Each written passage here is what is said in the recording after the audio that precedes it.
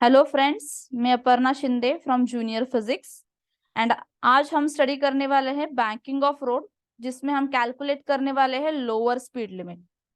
तो आपको पता ही होगा, लास्ट वीडियो में हमने कैलकुलेट किया था most safe speed and upper speed limit. तो most safer speed to drive the vehicle on a bank road was v is equal to under root R G tan theta. हमने देखा था यही speed से अगर आप कोई व्हीकल सेफली ड्राइव कर सकते हो कोई भी सर्कुलर ट्रैक पे, तो this is the most safe speed by which you can travel the vehicle or take a safe turn on a curved circular track when the road is bank। But उस case में friction 0 होना चाहिए। लेकिन मान लो मैंने इस speed को ही कर दिया थोड़ा डिक्रीज, मतलब ये जो आर जी tan थीटा हमारा मोस्ट सेफ स्पीड था, उससे मैंने स्पीड को कर दिया है डिक्रीज, मतलब अभी मैं स्पीड को थोड़ा घटा रही हूं। So when I am decreasing the speed, what happens exactly, क्या मैं मेरा व्हीकल सेफली ड्राइव कर पाऊंगी? That we are going to see on a bank road. तो चलिए हम देखते हैं। बेसिकली पहला डायग्राम निकाल लेते हैं। So I will just erase the few things.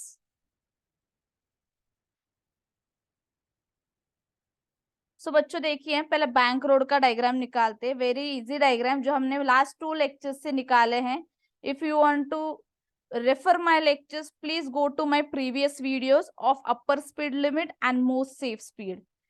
तो देखिए बच्चों, यहाँ पे मैं एक हॉरिजॉन्टल रोड लूंगी जिसको मैंने बैंक किया है कुछ एंगल के साथ, जिसको मैं बोलूंगी angle of banking, that is theta. उसके ऊपर मैंने एक व्हीकल को रख दिया है, मान लो ये आपकी कार है। ओके, अब ये जो व्हीकल है ये सर्कुलर ट्रैक में इस तरह घूमेगा, मतलब इसका centre of the circular track कहाँ, यहाँ होगा। बराबर है। इसको थोड़ा सा ठीक से निकाल लेते हैं। सेंटर हम अच्छी तरीके से निकाल देते हैं। ये आपका सेंटर है मानो, तो ये सेंटर से कुछ इतने डिस्टेंस पे है आपका कार।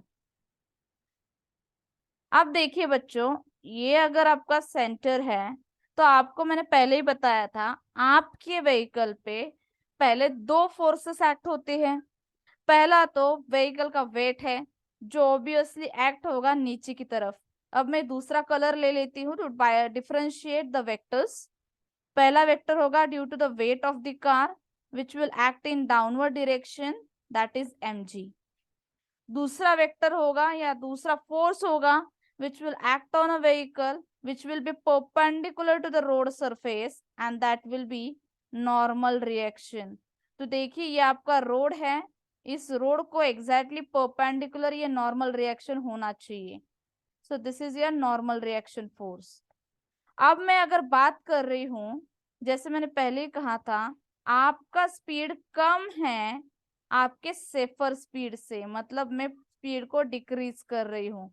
अगर स्पीड को डिक्रीज कर रही हूँ मतलब आपका व्हीकल नीचे गिरने की कोशिश करेगा या it will fall towards the centre, right. लेकिन मुझे इसको नीचे गिरने से बचाना है, राइट। सो मैं क्या करूंगी बच्चों, देखो, when it is trying to fall inside और टूवर्ड्स द सेंटर, नीचे की तरफ गिरने की कोशिश कर रहा है, तो मेरा फ्रिक्शनल फोर्स लगेगा ऊपर की तरफ। सो Fr means my frictional force which will act in a outward direction. जब मैं और स्पीड को डिक्रीज करूंगी तो मेरा फ्रिक्शनल फोर्स और बढ़ेगा और वो ऊपर की तरफ उसको खींचने की कोशिश करेगा। तो देखिए, as I am decreasing my speed, my frictional force will go on increasing and will try to pull that vehicle in a outward direction। मतलब यहाँ पे कुछ ऐसा सीन हो रहा है बच्चों, जैसे मैंने कहा अगर मैंने स्पीड डिक्रीज किया तो ये नीचे जाने की कोशिश करेगा, उसी टाइम पे मेरा फ्रिक्शनल फोर्स उसको बचा लेगा जो खींचेगा उसको ऊपर की तरफ। और मैंने स्पीड को डिक्रीज किया तो ये और नीचे जाने की कोशिश करेगा, लेकिन उसी वक्त मेरा फ्रिक्शनल फोर्स उसको बचाएगा और खींचेगा ऊपर की तरफ। Means as my speed is decreasing my frictional force is increasing. ये सिलसिला शुरू रहेगा। अब मुझे ये देखना है बच्चों, इसको पहले अच्छे से लेबल कर देते हैं। अब देखो बच्चों, ये तो हमें पता चला कि ये ऐसा कुछ हो रहा है, इसलिए हमारा फ्रिक्शनल फोर्स इस बार आउटवर्ड डायरेक्शन में लगा है बच्चों। अगर आपने प्रीवियस वीडियो मेरा देखा होगा जिसमें हमने अपर स्पीड लिमिट कैलकुलेट किया था, उस टाइम पे मेरा फ्रिक्शनल फोर्स अंदर की तरफ लगा था, इस तरफ था आपका फ्रिक्शनल फोर्स। लेकिन अभी आपका फ्रिक्शनल फोर्स लग रहा है बाहर की तरफ। तो ये कुछ चेंजेस है आपके डायग्राम में जो अपर स्पीड लिमिट से लोअर स्पीड लिमिट में हो रहे हैं, तो ये आपको ध्यान से करने हैं। आप चलते हैं वेक्टर रिजोल्यूशन की तरफ। तो वेक्टर रिजोल्यूशन में देखो बच्चों, मैं यहाँ पे एक सिंपल सी डायग्राम आपको निकाल के दिखाती हूँ। सो मैं नेक्स्ट डायग्राम यहाँ पे, dot will act as my vehicle. So dot ये मेरा व्हीकल है ऐसा कंसिडर करते हैं। तो व्हीकल के ऊपर हमने देखा था कौन से फोर्सेस एक्ट होते हैं। एक तो होता है force due to its weight which is mg in downward direction. दूसरा है नॉर्मल रिएक्शन जो कि परपेंडिकुलर टू द सरफेस। और तीसरा है frictional force which is in this direction. तो देखिए मैं आपको जितने तीन वेक्टर मैंने आपको यहाँ पे दिखाए हैं, वही मैं यहाँ पे आपको ब्लैक कलर में हमारे पहले वाले डायग्राम में दिखाती हूँ। देखो ये वही तीन वेक्टर्स है जो मैंने आपको सेकेंड वाले ये वाले डायग्राम में दिखाए हैं। अब ये वेक्टर्स तो हो गए, हमें ये भी पता है। अब मैं अगर इनको एक्सिस में डिवाइड करूं, फर्स्ट वाला डायग्राम देखिए बच्चों, फर्स्ट वाले डायग्राम को अगर मैं एक्सिस में डिवाइड करूं, ये मेरा हो गया एक्स एक्सिस, ये हो गया वाई एक्सिस। तो मुझे पता है ये एंगल बन जाता है थीटा, राइट।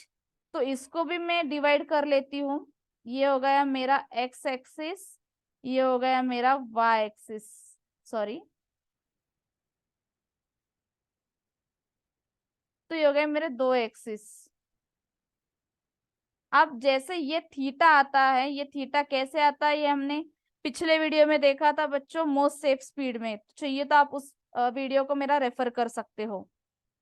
तो ये अगर थीटा है तो ऑब्वियसली ये भी तो थीटा होगा। और हमें कंपोनेंट रिजोल्यूशन करना है, मतलब एन जो है ये दो कंपोनेंट में सेपरेट हुआ है। ये वाला कंपोनेंट है, दूसरा ये वाला कंपोनेंट है। देखिए ये दो कंपोनेंट एन के हैं। और मुझे पता है एन जिस कंपोनेंट के साथ थीटा बनाता है, जिस कंपोनेंट के साथ थीटा बनाता है उसको हम लिखते हैं एन कॉस थीटा। तो बचा हुआ कंपोनेंट बन जाएगा बच्चों एन साइन थीटा। उसी तरह हमें एफ आर को भी रिजोल्व करना है, ये एफ आर वाला है ना, उसको भी रिजोल्व करना है। तो उसको रिजोल्व करने के लिए मैं क्या करूंगी बच्चों, इसको इसी लाइन को थोड़ा एक्सटेंड करूंगी नीचे की तरफ। तो देखिए ये मेरा हो गया एंगल ऑफ बैंकिंग जो कि यहाँ पे आप देख रहे हो ये वाला। तो ये हो गया मेरा एंगल ऑफ बैंकिंग। तो अगर ये एंगल थीटा है, ये एंगल थीटा है, तो ऑब्वियसली ये भी तो एंगल थीटा होना चाहिए by alternate angle test, isn't it. तो मुझे ये पता चल गया कि ये एंगल थीटा होना चाहिए। अब मैं इसको रिजोल्व कर देती हूँ। देखिए अब रिजोल्व कैसे करते हैं। मुझे पता है एफ आर को ही रिजोल्व करना है। तो यहाँ पे देखिए इस एफ आर को दो कंपोनेंट है, एक ये वाला है, एक ये वाला है। तो ये दो कंपोनेंट में स्प्लिट हुआ है। और जैसा कि हमारा नॉलेज है एफ आर जिस कंपोनेंट के साथ एंगल थीटा बनाता है वो एफ आर कॉस थीटा होगा। मतलब ये वाला कंपोनेंट होगा एफ आर कॉस थीटा। तो बचा ये कंपोनेंट, तो ये होगा एफ आर साइन थीटा। तो देखिए बच्चों ये हो गया हमारा कंपोनेंट वाला डायग्राम या कंपोनेंट रिजोल्यूशन वाला डायग्राम। अब तीसरा डायग्राम हम देखते हैं। तीसरा diagram is not necessary to draw in the exam, but ये हमारे डेरिवेशन के लिए बहुत हेल्पफुल है, समझने के लिए डेरिवेशन। तो मैं तीसरा डायग्राम आपको सिंप्लीफाई करने के लिए ड्रॉ कर रही हूँ। दिस डायग्राम शोज अस कि how the forces are acting and in which direction they are acting. तो फिर से एक व्हीकल ले लेते हैं जो कि डॉट रिप्रेजेंट कर रहा है। अब ऊपर की तरफ देखिए बच्चों, कौन से दो फोर्सेस एक्ट हो रहे हैं। मेरा एक फोर्स तो है एन कॉस थीटा, दूसरा फोर्स है देखो बच्चों एफ आर साइन थीटा। उसी तरह हॉरिजॉन्टल डायरेक्शन में अगर आप इस डायरेक्शन में देखो तो मेरा एक फोर्स है एफ आर कॉस थीटा, उसके एग्जैक्टली अपोजिट डायरेक्शन में यहाँ पे देखो तो है एन साइन थीटा, और नीचे की तरफ एक फोर्स है जो कि है एम जी। तो ये हो गई मेरी फोर्सेस वाली बात। मतलब मुझे ये देखना था कि हॉरिजॉन्टल और वर्टिकल डायरेक्शन में कौन से फोर्सेस है और ये एक दूसरे को बैलेंस कर रहे हैं कि नहीं। तो ये हो गया मेरा डायग्राम। अब चलते हैं डेरिवेशन की तरफ। अब मैं आपको ब्लैक कलर से थोड़ा इंडिकेट करूंगी, ध्यान दीजिए मेरे थर्ड वाले डायग्राम के ऊपर। देखिए बच्चों, ऊपर के डायरेक्शन में, ये ऊपर का जो डायरेक्शन है इसमें दो फोर्सेस है, एक तो है एन कॉस थीटा, दूसरा है एफ आर साइन थीटा। वो बैलेंस कर रहा है नीचे के फोर्स को जो है एम जी को। मतलब आपका व्हीकल रोड पे स्टेबल है, ना कि वो ऊपर नीचे मूव हो रहा है। It is because both the upper and lower forces, और I can say vertically upward and lower forces are balancing each other. तो इसी के ऊपर से मैं एक इक्वेशन लिख सकती हूँ यहाँ पे, जो कि इक्वेशन होगा देखिए एन कॉस थीटा जो कि ऊपर का फोर्स है, उसके साथ ही और एक फोर्स है जो कि है एफ आर साइन थीटा। दोनों बैलेंस कर रहे हैं किसको, एम जी को। इसको बोल देते हैं इक्वेशन 1। दूसरा फोर्स देखिए, अगर आप देखो हॉरिजॉन्टल डायरेक्शन में ये है एफ आर कॉस थीटा जो कि राइट साइड में या राइट हैंड डायरेक्शन में, और ये दूसरा अपोजिट डायरेक्शन में एग्जैक्टली उसके है एन साइन थीटा। अब ये ऐसे दिख रहा है बच्चों, मान लो मेरे इस डायरेक्शन में लग रहा है 2 न्यूटन फोर्स, इस डायरेक्शन में लग रहा है 5 न्यूटन फोर्स। तो रिजल्टेंट फोर्स कितना होगा, तो आप बोलोगे 5 न्यूटन माइनस 2 न्यूटन होगा 3 न्यूटन फोर्स। लेकिन कौन से डायरेक्शन में लगेगा, तो बच्चों देखिए हम स्पीड कम कर रहे हैं, स्पीड कम कर रहे हैं मतलब मेरी व्हीकल नीचे मूव करने की कोशिश करेगा या टूवर्ड्स द सेंटर, और हमें पता है सेंटर की तरफ लगता है सेंट्रिपिटल फोर्स।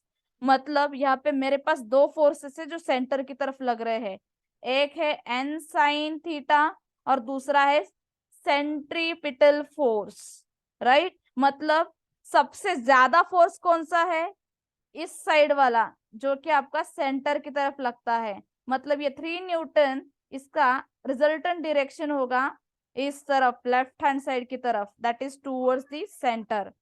तो यहाँ पे मैं ये जो 3 न्यूटन निकाला, ये कैसे निकाला था बच्चों, 5 न्यूटन माइनस 2 न्यूटन की तरह। उसी तरह मैं इक्वेशन लिखूंगी यहाँ पे, ये जो रिजल्टेंट फोर्स हम निकालेंगे ये होगा N sine theta minus F R cos theta, और ये कितना होना चाहिए, सेंट्रिपिटल फोर्स के बराबर। तो देखिए मैंने ये जस्ट एग्जांपल के लिए मैंने दिया था आपको। सो एफ न्यूटन, 5 न्यूटन की जगह पे एन साइन थीटा लिख दिया, 2 न्यूटन की जगह पे एफ आर कॉस थीटा लिख दिया, और रिजल्टेंट मुझे क्या मिलेगा, सेंट्रिपिटली फोर्स होगा जो कि सेंटर की तरफ एक्ट होगा। उसके बिना तो आपकी गाड़ी सेफली टर्न नहीं ले सकती इन अ सर्कुलर ट्रैक। सो ये हो गया हमारा सेकेंड इक्वेशन। इसको थोड़ा मैं क्लियर कर देती हूँ बच्चों। सो आगे बढ़ते हैं, ये दो इक्वेशन हमें मिल गए हैं।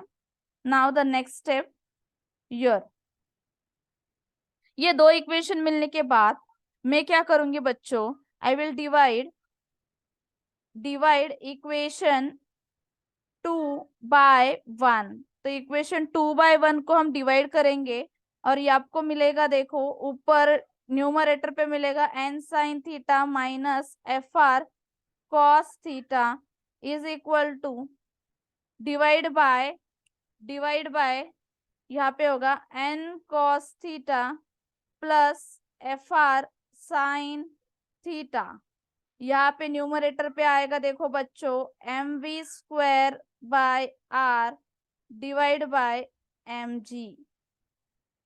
ये इक्वेशन कुछ इस तरह दिखाई देगा बच्चों। फिर से हम एक बार वेरीफाई कर लेते हैं सारे टर्म्स आए कि नहीं। देखो इक्वेशन 2 से न्यूमरेटर आ गया n sin theta minus F R cos theta divide by equation 1 से n cos theta plus F R sine theta and उनके right hand side as usual दोनों में से m m कैंसिल होगा, so will get your n sin theta minus F R cos theta divide by n cos theta plus F R sine theta is equal to v square by rg. Let's say this is my equation 3. So this is my equation number 3. Now this is equation 3. Now what I will do, आपको जैसे मैंने बताया था पहले कि जैसे speed decrease हो रहा है, स्पीड डिक्रीज हो रहा है तो मेरी गाड़ी कहाँ जाने की कोशिश करेगी, सेंटर की तरफ। मतलब यहाँ फर्स्ट डायग्राम में देखिए बच्चों, स्पीड डिक्रीज हो रहा है तो मेरी गाड़ी जाएगी सेंटर की तरफ। उसी टाइम पे फ्रिक्शनल फोर्स क्या करेगा, उसको बचाएगा और उसको खींचेगा ऊपर की तरफ। ये सिलसिला शुरू है बच्चों। जैसे मैं स्पीड डिक्रीज करती जाऊंगी मेरा फ्रिक्शनल फोर्स बढ़ता जाएगा, जैसे मैं स्पीड डिक्रीज करती जाऊंगी फ्रिक्शनल फोर्स और बढ़ता जाएगा। Means as I go on decreasing the speed, my frictional force will go on increasing. लेकिन ये कब तक चलेगा? जैसे मैंने कहा था फ्रिक्शनल फोर्स एक एडजस्टेबल फोर्स होता है, इसका भी एक सर्टन लिमिट होता है। तो मान लो मेरा फ्रिक्शन हो गया मैक्सिमम, अब इसके आगे तो आप इंक्रीज कर ही नहीं सकते, तब वो मेरा जो स्पीड मिलेगा वो होगा मिनिमम स्पीड बच्चों। So what I can write here, यहाँ पे मैं क्या लिख सकती हूँ, देखो जब मेरा friction that is F R हो जाएगा मैक्सिमम तब मुझे स्पीड मिलेगा minimum. So this thing I can put in equation number 3 जो कि हमने लिखा है। तो इक्वेशन 3 में हम थोड़ा नोटेशन चेंज करेंगे। जहां पे हम एफ आर देख रहे हैं वहां पे हम एफ आर मैक्स ऐसा लिखेंगे, जहां पे हमें वी दिखाई दे रहा है वहां पे वी मिन मतलब मिनिमम स्पीड ऐसा हम वहां पे इंडिकेट करेंगे।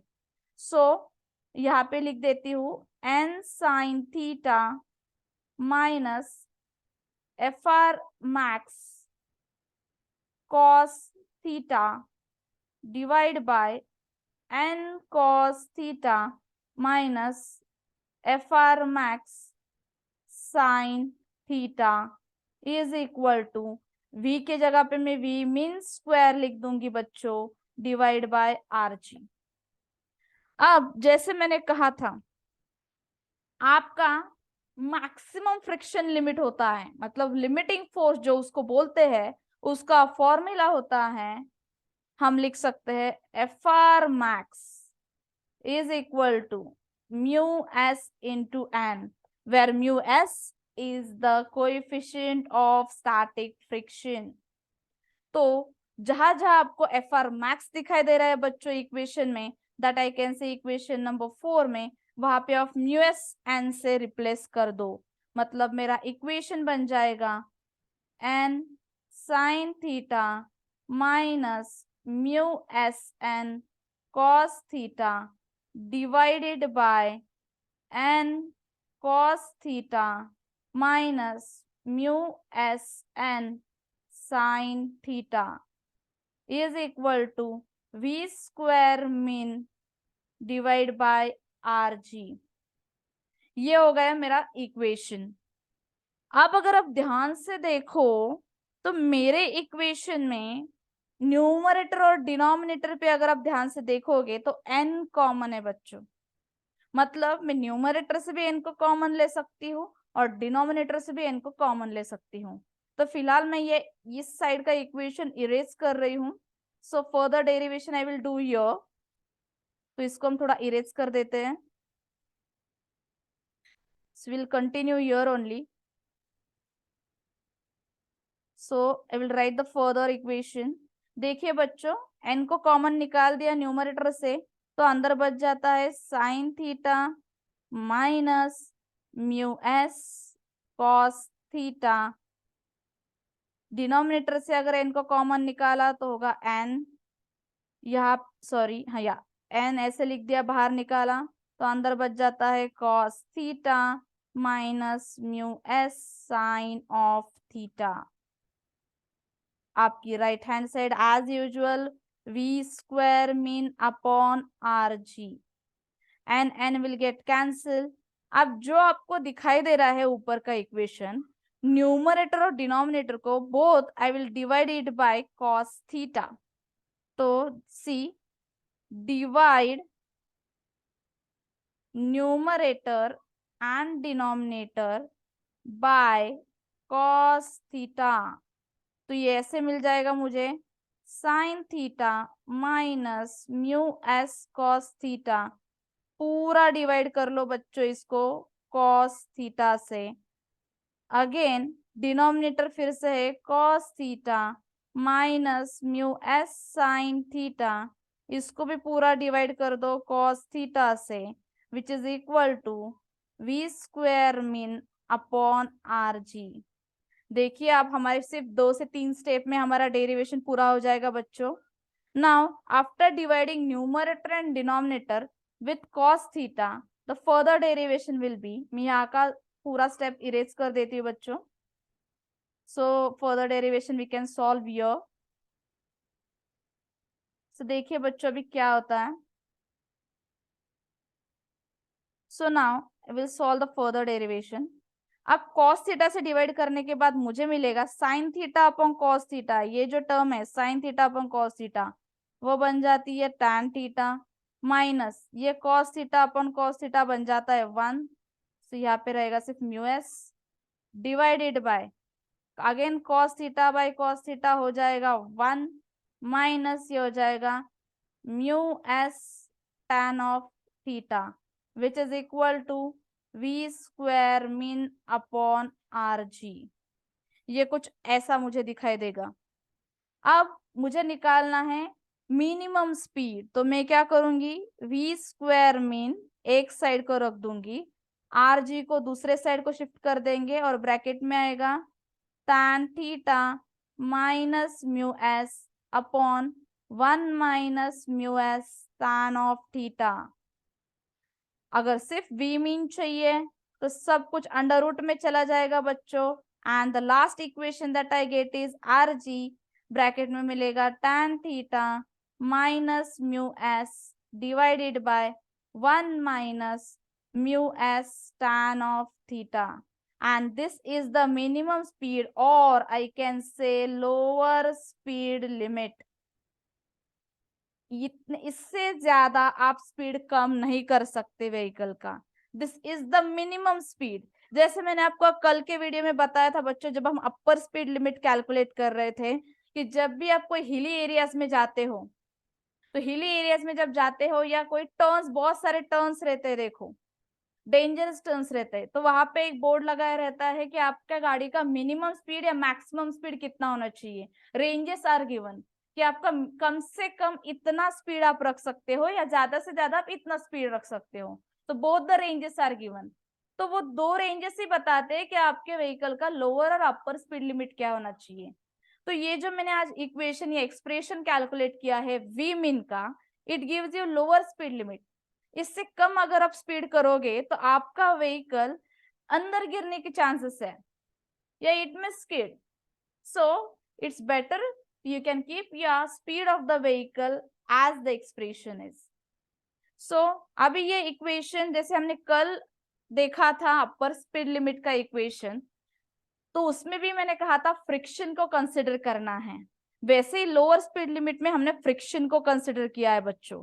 लेकिन जब मोस्ट सेफ स्पीड हम कैलकुलेट करते हैं तो उसमें फ्रिक्शन ना के बराबर लेते हैं, मींस या फ्रिक्शन वैल्यू इज 0। सो यहाँ पे अगर मान लो एक थोड़ा सा और एक्सप्लेनेशन दे देती हूँ मैं आपको। So if I see in this case अगर मेरा फ्रिक्शन हो गया 0, मतलब मेरा F R is 0, so obviously coefficient of static friction भी हो जाएगा 0। अगर ये म्यू एस इक्वल टू 0 इसमें डाल दिया आपने तो क्या मिलेगा आपको इक्वेशन, थोड़ी देर सोचिए क्या मिलेगा। म्यू एस 0 कर दीजिए पूरे इसमें, तो आपको वी मीन क्या मिलेगा, ये अंडर रूट तो एज इट इज रहेगा, आरजी भी वैसी के वैसे ही रहेगा। अभी ऊपर का ये म्यू एस जीरो हो गया बच्चों, ये नीचे वाला पूरा टर्म जीरो हो गया, तो ऑब्वियसली अंदर रहता है सिर्फ आर जी टैन थीटा। मतलब जब फ्रिक्शन जीरो है तो मुझे मिल गया है मोस्ट सेफर स्पीड, जो हमने कैलकुलेट किया था फर्स्ट वाले लेक्चर में, ये हो गया मेरा मोस्ट सेफ स्पीड। इसमें वी मीन लिखने की जरूरत नहीं है, तो ये मेरा मोस्ट सेफ स्पीड मिल जाता है। मतलब एक आपको बात याद रखनी है, जब भी फ्रिक्शन जीरो हो जाता है तो हम कैलकुलेट करते हैं मोस्ट सेफर स्पीड, और उस स्पीड से अगर हम कोई और स्पीड इंक्रीज कर दे या ज्यादा स्पीड इंक्रीज कर दे तो हम कैलकुलेट करते हैं अपर स्पीड लिमिट।